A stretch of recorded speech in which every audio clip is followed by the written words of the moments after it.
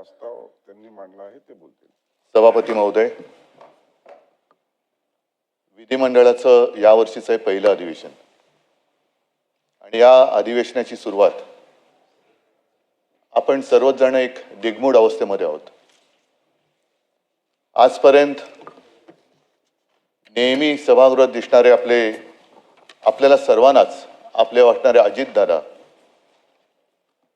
या सभागृहात किंवा या विधिमंडळात आज दिसत नाही, ही खंत आपल्या सगळ्यांच्या मनात आहे. माणसं येतात, माणसं जातात, माणसं असताना त्यांचं महत्त्व कधी कळत नाही आणि ती नसतात त्यावेळेला त्यांचं महत्त्व कळून काही उपयोग होत नसतो. अनेक जण अशी असतात की जी जवळ असताना कळत नाहीत, पण काही जण अशी असतात की जी जवळ आल्यानंतर आपल्याला व्यवस्थित कळतात. या विधिमंडळामध्ये अनेकांच्या राजकीय कारकिर्दीची सुरुवात अजितदादांच्या बरोबरीनेच झाली असेल. काळ एकच आहे, साहजिकच आहे. विशेषतः माझ्या कारकिर्दीची सुरुवात ही अजितदादांच्या पक्षाच्या आणि त्यांच्या विचारधारणेच्या विरोधातली होती. आम्ही कधी एकत्र येऊ असं ध्यानीमनी सुद्धा वाटलं नव्हतं.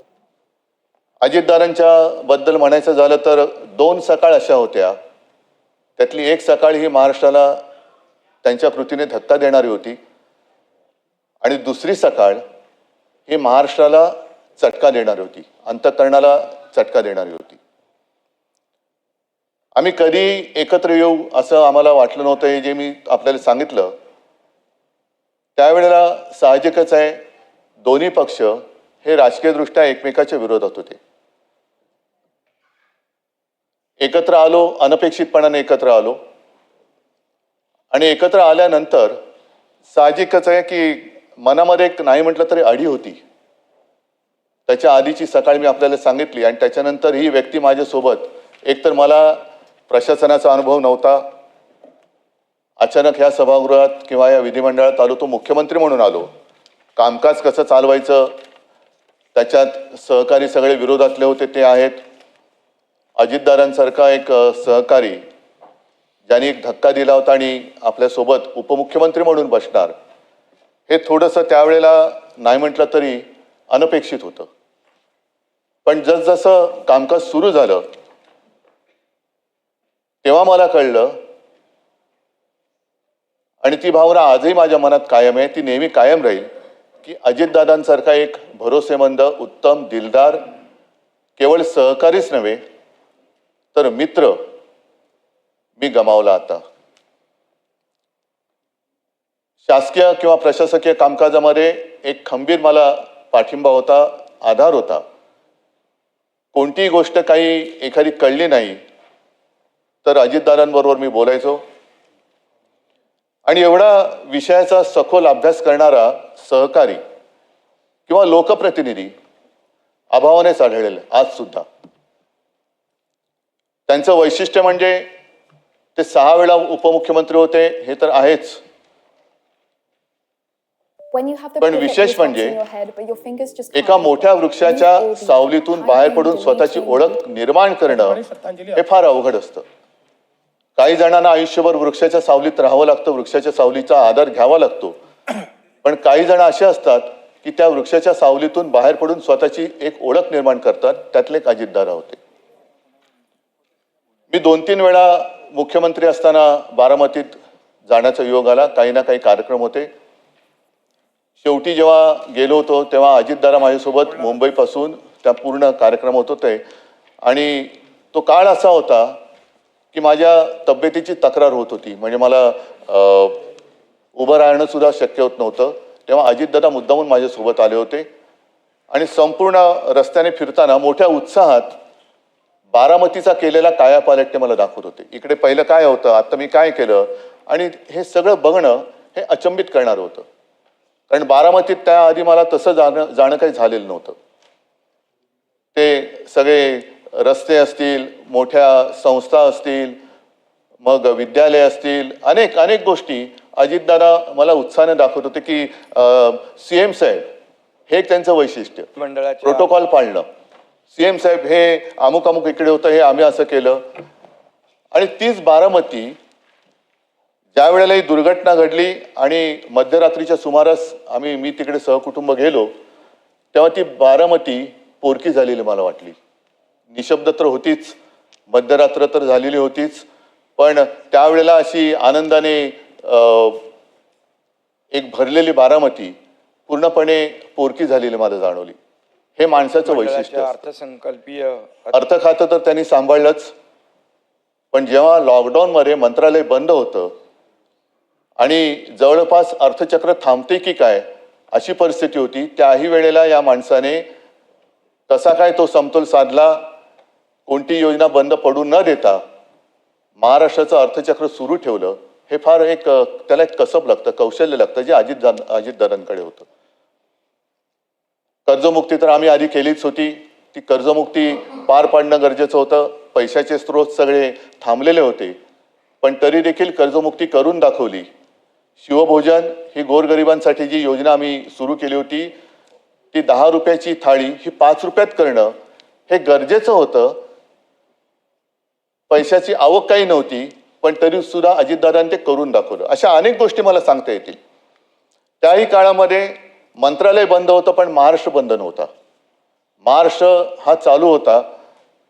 त्याचे सगळे कारभार, उद्योग आणि विकास कामं सुद्धा अगदी शिवसेना प्रमुखांच्या नावाने जो आपण समृद्धी महामार्ग केलाय, तो सुद्धा त्यांनी थांबू दिला नव्हता. अटल सेतूचं काम त्यांनी थांबू दिलं नव्हतं. ते सुद्धा लॉकडाऊनच्या काळात सुरू ठेवणं हे फार मोठं जिकरीचं होतं. हे कसं काय त्यांनी केलं हे सुद्धा एक कसब आहे. आज आपण त्यांची आठवण काढतो, ही आठवण नेहमी आपल्याला येत राहील. पण मगाशी मी माझ्या या भावनात्मक बोलण्याच्या सुरुवातीला जे म्हटलं की माणसं असताना त्यांचं महत्त्व कळत नाही, माणसं गेल्यानंतर कळून उपयोग नसतो. अलीकडच्याच काळामध्ये अजितदादांचं एक वक्तव्य आहे की ज्यांनी त्यांच्यावर 70,000 कोटीचे घोटाळे केले त्यांच्यासोबत ते आज सत्तेत आहेत. हे मी का सांगतोय की एखादी व्यक्ती असते तेव्हा तिला आपण जीव नकोसा करतो, एवढं इतपत त्याला बदनाम करतो की नको तो जीव, आणि मग तोच आपल्यातनं गेल्यानंतर तो अचानक आपल्यासा वाटायला लागतो. मला असं वाटतं की या निमित्ताने आपण सगळेजणांनी एक मर्यादा पाळण्याची गरज आहे. कोणाला किती बदनाम करायचं, आयुष्यातून खरंच किती उठवायचं, तोही माणूसच आहे. अजितदादांचं एक वैशिष्ट्य म्हणजे त्यांनी ते कधी खचून नाही गेले. एखादा दुसरा माणूस असता तर तो खचून गेला असता. दुर्दैवाने अपघातात त्यांचं निधन झालं. एखादा खचलेल्या मनाचा असता तर त्यांनी खरोखर जीव दिला असता. हे राजकारण किंवा ही संस्कृती आपल्या महाराष्ट्राची नाहीये. ठीक आहे, एखादा माणूस चुकतो, पण तो चुकल्यानंतर खरंच तो चुकलाय का ह्याची सुद्धा एक खातरजमा करण्याची गरज असते. त्यांनी कधी त्याच्याबद्दल माझ्याकडे देखील कधी असं हे नाही केलं की आता काय करायचं, एवढं सगळं माझ्यावरती आरोप. पण नाही, त्यांनी त्या सगळ्या आरोपांना आपल्या कामातून उत्तर दिलं.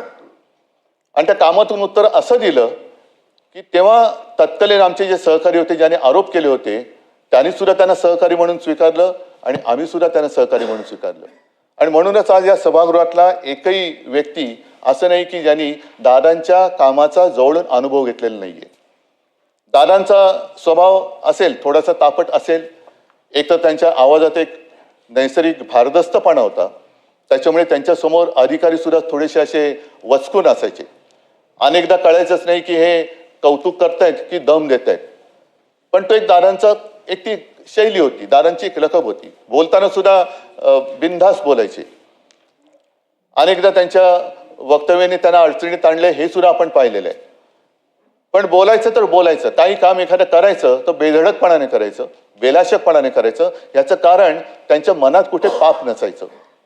एकदा का मनात पाप नसेल तर आपण केलेल्या कृतीबद्दल पश्चाताप होण्याची भावना त्या व्यक्तीच्या मनात येऊ शकत नाही.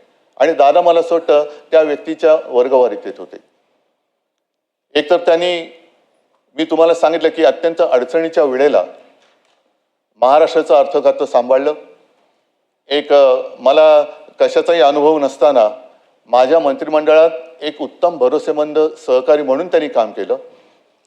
वेळ म्हणजे कदाचित घड्याळ आणि वेळ म्हणूनच त्यांची ती निशाणी होती की काय, कळत नाही. कारण दादा 11 वाजता येणार म्हणजे 11 वाजता बरोबर त्यांची गाडी दारात उभी असलीच पाहिजे.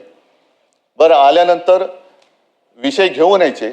ते विषय झाल्यानंतर फाफट पसारा जास्त न करता काम झालं का बरं सीएम साहेब मी निघतो.